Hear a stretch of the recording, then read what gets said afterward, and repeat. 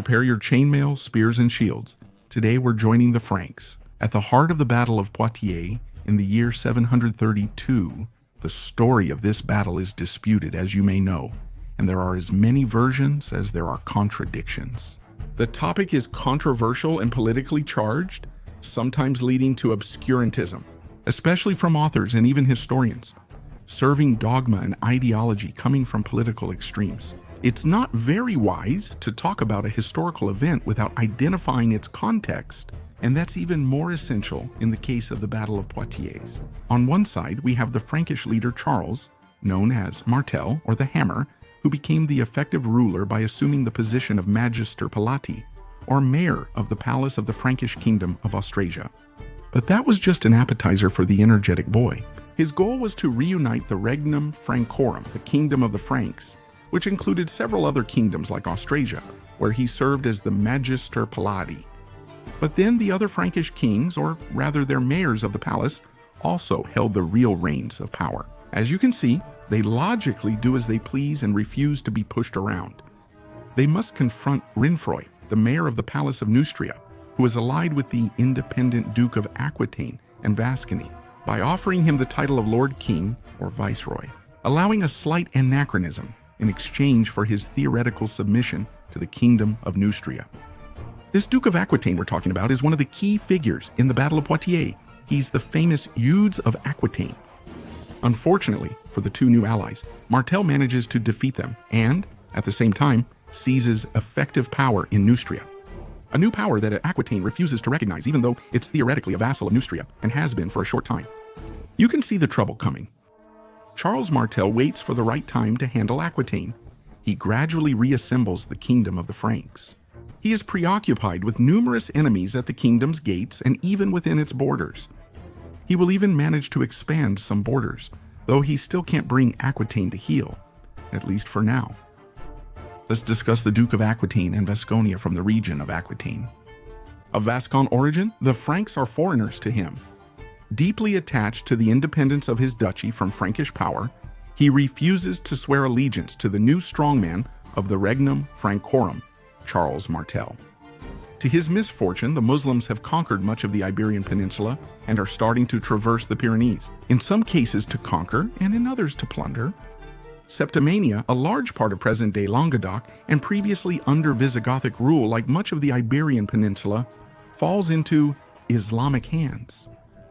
The Umayyad Caliphate's armies, unsatisfied, organized many raids to capture loot and slaves, all while gradually taking over new territories. Eudes of Aquitaine bravely resisted Muslim incursions in the southern part of his territory when the opportunity arose despite great difficulty.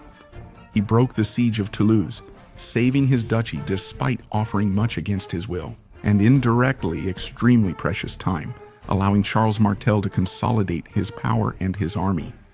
Less than 10 years later, troops from the Umayyad Caliphate would attempt new large-scale operations under the command of Abderrahman, Emir of Cordoba and newly appointed governor of the Iberian Peninsula under Muslim rule.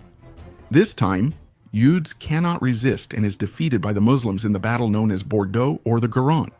And what about the skirmishes that follow? The Lord, King of Aquitaine and Gascony, must now seek aid from his lifelong foe, the Palatine Magister, Charles Martel, who doesn't hesitate to rush to his aid in exchange for his submission to the Regnum Francorum. Muslim troops, after plundering Bordeaux and Poitiers, are marching towards Tours, aiming for the rich abbey of Saint Martin. In this context, the Umayyad Caliphate's army clashes with the Frankish and remaining Aquitanian forces in scattered skirmishes, announcing the Battle of Poitiers. This allows us to lift much of the veil on the intentions of certain protagonists. One element remains. What was Abderrahman's purpose in Aquitaine? Raid or conquest? It's unclear if his objective was that straightforward. What started as a massive raid could have ended as a full-fledged conquest through an opportunism that matched the various modes of development of the Caliphate at the time. Since the line between raid and conquest was sometimes blurred, it's important to remember that no source gives us Abderrahman's intentions without ambiguity, whether they point toward a raid or a conquest. It is plausible that Aquitaine would have been captured by the Caliphate without the valuable but expensive assistance from the Franks.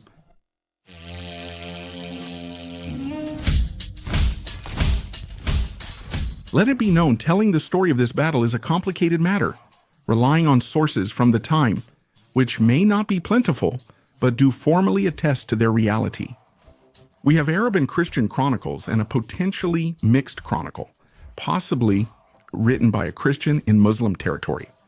The Chronicle of the Anonymous of Cordoba, sometimes attributed to Bishop Isidore of Badajoz or Beja. Despite the limited contemporary sources, they are insufficient to definitively identify the battle's details, precise location, and the size of the forces involved without debate. By cross-referencing these sources, we can estimate that it took place between Poitiers and Tours, as you have already understood, not far from the route of the old Roman road. As for its scale, the figures given by the various sources from that time do not agree, so it would not be wise for me to venture to give precise figures regarding the forces involved, especially since modern estimates also fail to agree on the matter. All that can be estimated is that the battle probably lasted several days, depending on the skirmishes surrounding the main leader, and that it saw more than 10,000 men clash, with Charles Martel at their head on one side supported by Aquitaine, and on the other side, General Abdurrahman. The specifics of troop movements and key factors are also reasonably questionable. All that is known, without too much controversy to this day, is that following the main clash, which generally refers to the battle, Abdurrahman died and his troops withdrew. This is the principle of a tactical military victory, ensuring the enemy no longer occupies the battlefield. Despite common beliefs, the Muslim presence did not immediately retreat behind the Pyrenees after this battle. The dead remain ever present in Septimania, and they will even take control of certain cities in Provence following the rebellion and betrayal of the Duke of Provence against the kingdom of the Franks. Despite this, the battle's consequences remain very real and extremely significant for the history of France and Europe, although not as apparent as one might expect. The victory at Poitiers gives Charles Martel and the kingdom of the Franks the prestige and power needed to fight their many internal and external enemies, which of course includes the Arab forces. He would battle Muslim armies again in southern France, ultimately diminishing their presence to only a few pockets and cities at his death in 741, his son Pepin. The Short will put a definitive end to the Muslim political presence on our side of the Pyrenees by retaking Septimania in 759. And guess who is the son of this brave Pepin? And yes, it's this brave and this sacred one, Charlemagne. Without Charles Martel, no Pepin, and without Pepin, no problem. No, without Pepin, no Charlemagne. Despite that, some Arab remnants will remain in southern France, particularly in Provence, more akin to organized looter bands than a political power. And this will last until the 10th century AD. At the same time, the Iberian Peninsula, and more broadly the Caliphate, fall into a certain chaos. Between division, mutiny, and revolt, the Muslim expansion is slowed down and even stopped, whether by the Franks or the unmissable Byzantines. There's much more to say, as the context of the time is shifting and fascinating. The relationships between various civilizations that form and break are highly ambiguous, ambivalent, and complex. Overall, it was a pivotal era for the Mediterranean basin and Europe.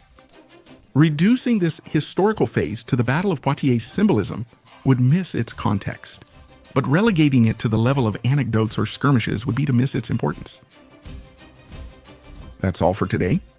Thank you to the whole team who works hard by my side on each publication. And for more stories, don't forget to subscribe. Find us on social media using the links in the description. See you soon.